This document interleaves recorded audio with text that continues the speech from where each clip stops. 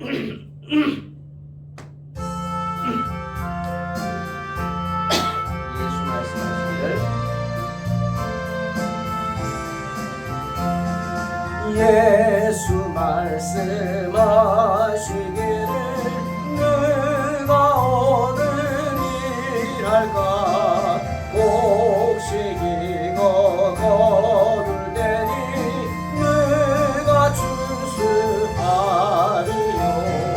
무한상을 주시려고 일할 사람 부르니 주의 직분 맡으려고 대답하리 누구냐 멀리 가서 이방 사람 구원하지 못하나 내 집 근처 다니면서 죄 건질 죄인 많도다 천사같이 말 못하고 바울같이 못하나 예수께서 구속함을 힘을 다해 전하세 죽을 사람 구하라고 예수 너를 부르니 힘이 없어 못한다고 핑계하지 말아라 네 주가 주신 직분마다 항상 기뻐 지키고 부르실 때 대답할 말 나를 보내주소 한 번 더 합니다 예수 말씀하시기를 누가 오늘 일할까 곡식이고 거둘대니 누가 준수하리 무한상을 주시려고 일할 사람 부르 주의 직분 맡으려고 대답하리 누구냐 멀리 가서 이방 사람 구원하지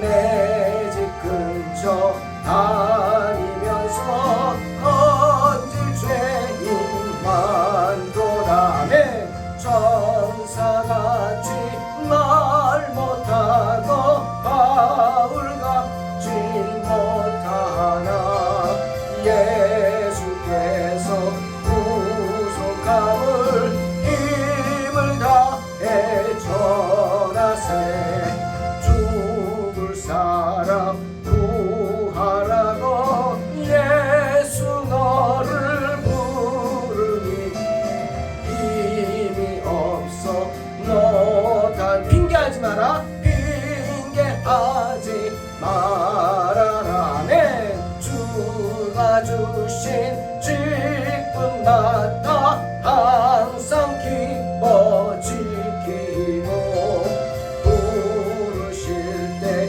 대답할 말 나를 보내주소서 아멘 레위기 20장 22절로 27절입니다. 봉독합니다. 너희는 나의 모든 규례와 법도를 지켜 행하라. 그리하여야 내가 너희를 인도하여 거주하게 하는 땅이 너희를 토하지 아니하리라. 너희는 내가 너희 앞에서 쫓아내는 족속의 풍속을 따르지 말라. 그들이 이 모든 일을 행함으로 내가 그들을 가증히 여기노라. 내가 전에 너희에게 이르기를 너희가 그들의 땅을 기업으로 받을 것이라. 내가 그 땅 곧 젖과 꿀이 흐르는 땅을 너희에게 주어 유업을 삼게 하리라 하였노라. 나는 너희를 만민 중에서 구별한 너희의 하나님 여호와이니라.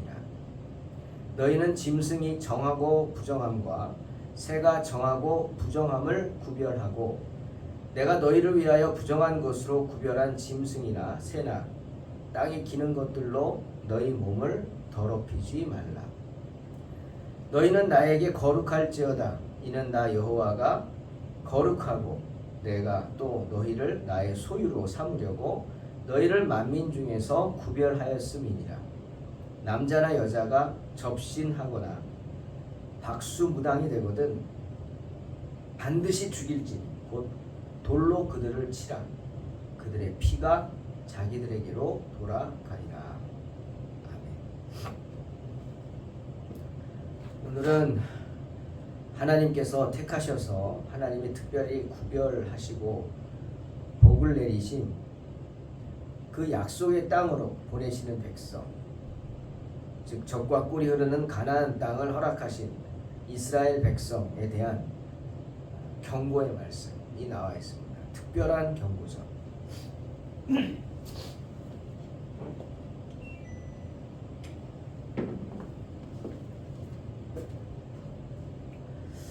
그 경고는 한마디로 거룩하라는 것입니다. 레위기 11장 45절에서 주님이 이렇게 말씀하셨죠. 나는 너희의 하나님이 되려고 너희를 애굽 땅에서 인도하여 낸 여호와라. 내가 거룩하니 너희도 거룩할지어다. 그 말씀처럼 너희도 거룩하라는 것입니다. 세상에서 너희 자신을 거룩하게 하라는 것입니다. 거룩하게 될지어다 선포하시는 거죠. 특히 하나님에 대해서 거룩하라고 하십니다. 이유가 무엇일까? 26절에서 말씀하시죠. 너희는 나에게 거룩할지어다. 이는 나 여호와가 거룩하고 내가 또 너희를 나의 소유로 삼으려고 너희를 만민 중에서 구별하였음이니라. 그것입니다. 이유는 그거예요. 거룩하신 하나님이 우리를 거룩하게 하시려고 세상 만민 가운데 구별하셨기 때문입니다.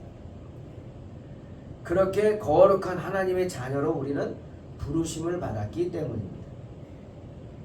사랑하는 성도 여러분, 자녀는 부모를 닮죠. 그렇죠. 자녀는 부모를 닮습니다. 그런데 겉모습만 닮아서 되겠습니까? 물론 겉모습만 닮지 않습니다. 신기하게 먹는 것도 닮기도 하고요. 좋아하는 것을 닮기도 합니다. 하지만 이런 것들은 뭐예요? 그저 외향적인 것입니다. 그리고 입맛과 같은 어떤 유전적인 것입니다. 그런데 이런 외향적인 것이나 어쩔 수 없는 유전적인 것을 닮아서는 안 된다는 겁니다. 자녀는 부모의 성품을 닮아야 합니다. 성품. 성품이 뭐죠? 성질과 됨됨입니다. 자녀는 부모를 보고 자라기 때문에 부모의 모습을, 성품을 닮아갑니다. 물론 유전적인 것이 어느 정도 작용하는 건 사실이지만 대부분은 부모와 함께 살면서 보고 배움으로 닮아가게 되는 것들이죠. 닮아갑니다. 그래서 부모와 함께 사는 게 좋은 거라는 거죠. 예를 들면 주님도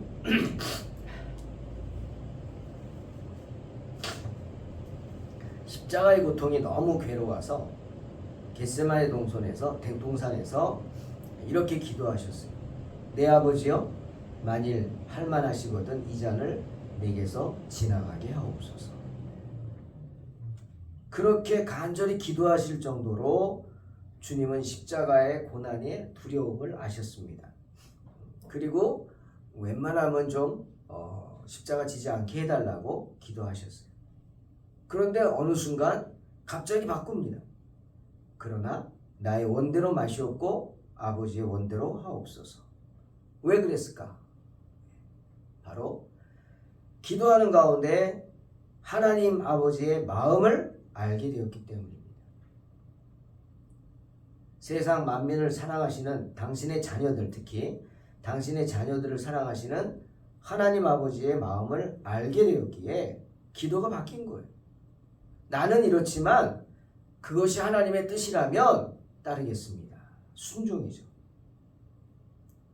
주님은 하나님의 마음을 알게 되면서 뭘 배웠어요? 순종을 배우신 겁니다. 순종. 때문에 히브리 5장 8절에서 히브리 기자가 말하죠. 그가 아들이시면서도 받으신 고난으로 순종함을 배웠느니라. 맞습니다. 주님도 아버지를 배운 겁니다. 닮아간 거죠. 주님도 아버지, 하나님 아버지의 그런 모습을 보고 순종하는 것을 배우신 겁니다. 아버지의 성품을 배운 거죠. 그러니 하나님의 자녀된 우리 또한 하나님의 거룩한 성품 닮아야 합니다. 그래서 하나님의 자녀답게 거룩한 삶을 살아야 한다는 것입니다. 성화라는 게 그겁니다. sanctification, 성화. 그렇게 우리가 점점 거룩하지 않지만 거룩하게 변화되어 간다는 거죠. 그게 성화입니다. 하나님이 우리에게 원하시는 게 그겁니다. 점점점 하나님을 닮아 거룩한 모습으로 변해 마침내 하나님 나라 갈 때는 흰옷을 입게 되는 것입니다. 자, 우리가 왜 하나님의 자녀답게 거룩한 삶을 살아야 할까요? 첫째는 존엄한 존재이기 때문에. 우리는 존엄해요. 네. 여러분, 우리는 품이 있는 존재입니다. 참 품이라는 단어가 좋아요. 이 dignity, 이 참 좋은 말이에요. 품이 있게. 바울이 어제 우리 말했죠? 세상을 우리는 하나님의 자녀로서 품이 있게 살라고. 네? 그리고 질서 있게 살라고. 우리 어저께 고린도전서 14장 40절에서 바울이 말하잖아요. 모든 것을 품이 있게 하고 모든 것을 질서 있게 하라. 하나님의 자녀의 덕목입니다. 그렇게 우리는 존엄한 존재이기 때문이에요. 하나님은 우리를 나는 너희를 만민 중에서 구별했다. 너희 하나님 여호와다. 라고 말씀하시는 것처럼 우리를 아주 존엄한 존재로 구별했습니다. 그래서 거룩한 하나님을 모실 수 있는 하나님의 자녀로 선택하셨어요. 우리는 하나님의 보화입니다. 보물이에요.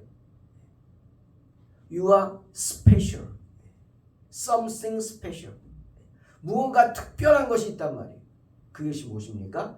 바로 이런 하나님의 자녀로서의 존엄함입니다. 그리고 또 하나, 우리가 거룩한 삶을 살아야 하는 것은 그것이 우리의 의무이기 때문이에요. 하나님의 존엄한 자녀로서 우리에게는 다른 사람들보다, 하나님의 자녀로 택함받지 않은 사람보다 더 많은 것들을 행할 의무가 있습니다. 특히 하나님의 일을 더 많이 해야죠. 왜 우리 그러잖아요. 자녀는 부모의 얼굴이다. 무슨 말이에요? 우리 행실 하나하나가 바로 부모를 판단하는 기준이 되는 거예요. 그 자녀를 보면 그 부모를 알 수 있다 그러잖아요. 그겁니다. 자녀를 보면 부모를 알 수 있다. 참 무서운 말이지만 맞는 말이기도 하잖아요. 그게 바로 교육이고요. 그게 바로 성품입니다. 그러니 거룩하신 하나님의 자녀라고 하는 우리가 하나님의 자녀로서 하나님께서는 우리에게 더욱 많은 것을 기대하시기 때문에 우리는 거룩하게 살아야 할 의무가 있다는 것이죠.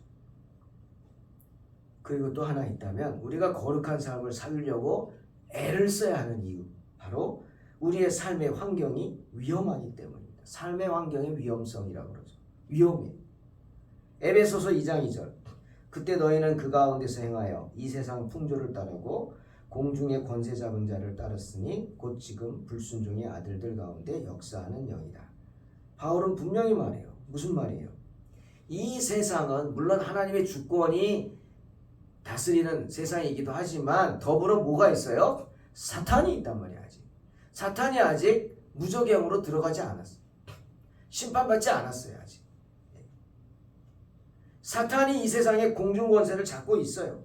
천국에서 쫓겨난 사탄이 그 쫄개들, 귀신들이죠. 과 함께 이 세상을 주관하면서 공중권세를 잡고 악한 영들이 세상에서 판을 치고 있다. 그러니 우리가 조금만 한눈을 팔면 유혹에 빠지는 거예요. 그냥 넘어져 버리는 거예요. 악한 영에 지배를 당하는 거예요. 우리 어제 얘기했지만 다윗 보세요. 다윗이 왜 그 시간이 하필이면 옥상을 갔고 바세바가 왜 그 시간에 옥상에 올라가서 목욕을 하냐? 예? 그 순간에 사탄이 다윗을 무너뜨리는 거죠. 한순간입니다. 이 세상은 그렇게 악한 영이 판을 치고 있어요. 때문에 너무 위험한 세상이라 우리는 어떻게 하든지 거룩하게 살려고 노력해야 돼요. 그래야 또 힘든 게 세상이죠. 때문에 24절에서 주님이 주신 젖과 꿀이 흐르는 땅을 유업으로 받을 수 있는 사람들은 우상과 우상 숭배 그리고 미신적인 관습으로 가득 찬 땅에서 자기 자신의 그 순전함, innocent, 그 순전함을 지킬 수 있는, 지키고자 하는 그런 거룩함을 지키고자 하는 사람들에게 허락된 것입니다. 그런데 이스라엘 백성들은 이미 애굽에서 그런 우상의 문화에 흠뻑 빠져 살았어요. 430년을 그런 애굽이란 나라에 가면 참 많은 우상들이 있어요. 심지어 뭐예요? 개똥벌레를 우상으로 섬기잖아요. 그 정도예요.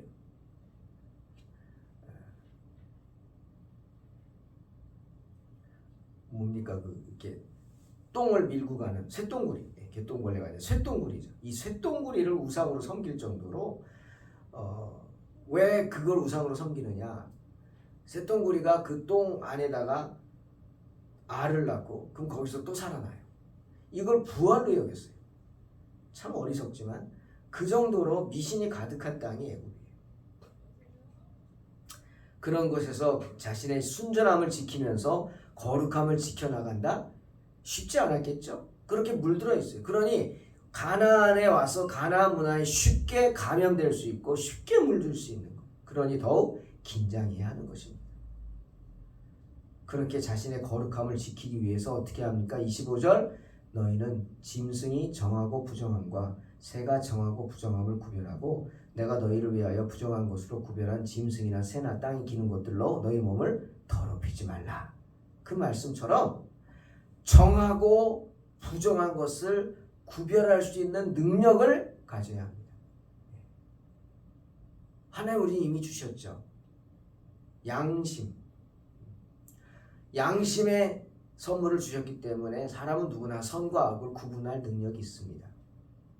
거기에 더불어 우리는 어떻게 정하고 부정한 것까지도 구별할 수 있는 능력을 키워야 한다.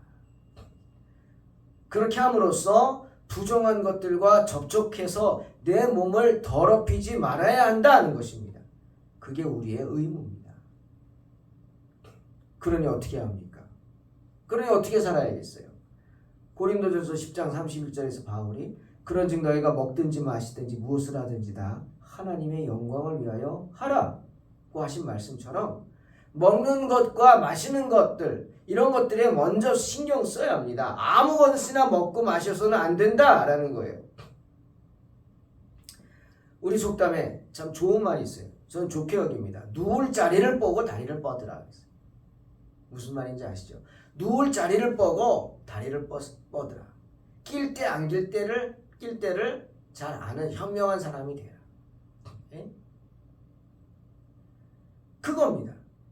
누울 자리를 보고 다리를 뻗는 그런 마음으로 항상 긴장하고 살아가요. 아무 데나 가서 안 되죠. 네. 아무 것이나 먹어서도 안 되지만 아무 데나 가서도 안 됩니다. 아무 편에서도 안 됩니다.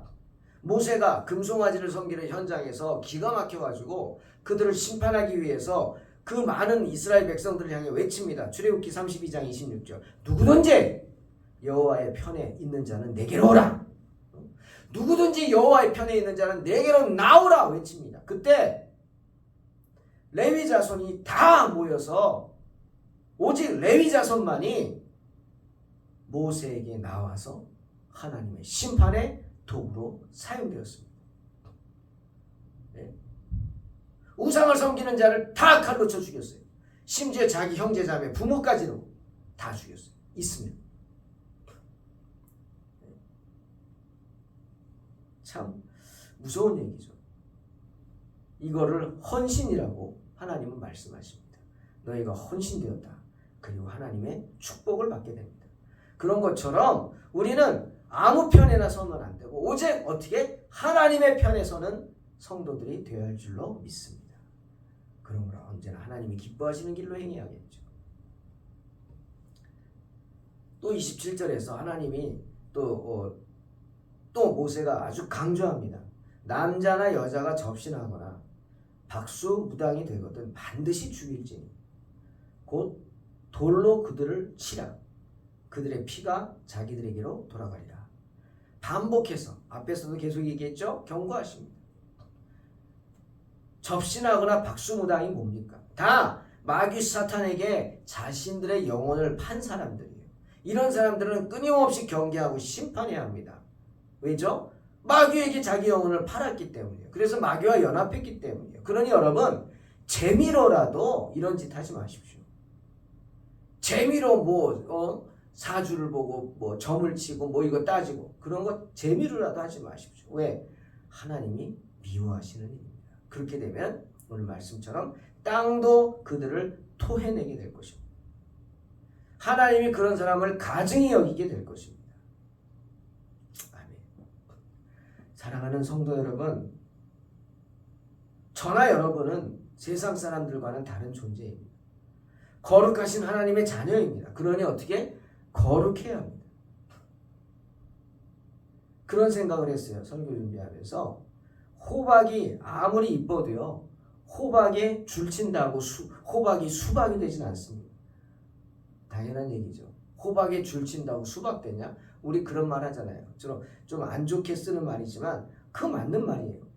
그런데 거꾸로도 마찬가지입니다. 수박 역시 마찬가지. 수박이 호박이 될 수는 없어요. 그죠? 수박이 호박이 되어서는 안 되지만 될 수도 없어요. 하나님의 자녀는 하나님의 자녀답게 살아야지 하나님을 떠나서는 살 수 없어요. 오직 하나밖에 없어요. 수박이 호박 될 수 없지만 수박이 버려질 수 있어요. 아멘. 그 안으로 갈라진 틈으로 더러운 것이 들어오거나 아니면 수박을 떨어뜨려 가지고 그냥 깨박을 치면 먹을 수 없어요. 더러워서 못 먹어요. 기억하십시오.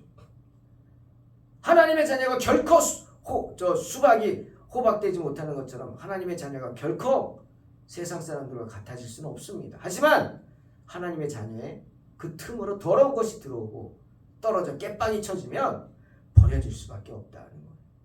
그러니 언제든지 하나님의 자녀로서 교만치 마시고 깨어 기도하고 긴장함으로 거룩함으로 승리하시기를 주의 이름으로 축원합니다. 기도하겠습니다. 하나님 감사합니다. 내가 거룩하니 너희도 거룩하라 하셨습니다. 거룩한 하나님의 자녀답게 거룩한 삶을 사는 복된 성도들이 되게 하여 주시옵소서. 예수님의 이름으로 기도하옵나이다. 아멘.